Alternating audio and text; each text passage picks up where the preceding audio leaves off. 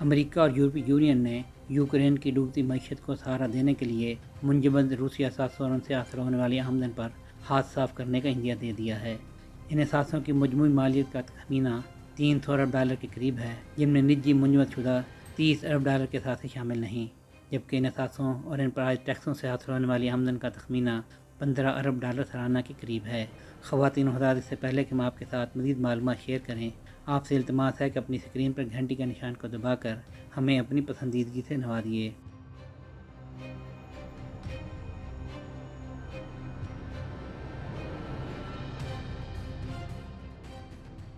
Washington میں ہونے والے حالیہ امریکہ یورپی یونین سربراہی اجلاس میں مستقبل قریب میں یوکرین کی معیشت کے ڈوبنے کا اندیشہ ظاہر کرتے ہوئے یوکرین کے لیے اپنی طویل مدتی سیاسی، مالی، انسانی اور فوجی مدد جاری رکھنے کے عزم کا اعادہ کیا گیا۔ شرکائے محفل نے اس امر پر اتفاق کیا کہ اب اس جنگ پر اپنے پلے سے مزید اخراجات کی بجائے منجمد روسی اثاثوں پر ہاتھ صاف کرنے کا بندوبست کیا جائے۔ اس کے لیے اولاً روسی اثاثوں اور ان کی آمدن پر بھاری ٹیکس لگانے پر اتفاق کیا گیا ہے، جس کے لیے یورپی یونین آئندہ ہفتے برسلز میں اپنے اہم سربراہی اجلاس میں قانونی رکاوٹوں کو دور کرنے کے حوالے سے مشاورت کرے گی، کیونکہ اس سے قبل نجی اثاثے منجمد کرنے کا معاملہ پہلے ہی یورپ اور امریکہ کی عدالتوں میں زیر سماعت ہے۔ بیلجیم نے اپنے ہاں روس کے مرکزی بینچ کے منجمد شدہ 125 ارب یورو مالیت کے اثاثوں پر لگائے جانے والے ٹیکس سے آئندہ برس یوکرین کو $2.3 ارب کی مالی امداد کا اعلان کیا ہے۔ توقع ہے کہ یورپی یونین کے دیگر رکن ممالک بھی 26 اور 27 اکتوبر کو ہونے والے اپنے سربراہی اجلاس کے بعد بیلجیم کی پیروی کریں گے۔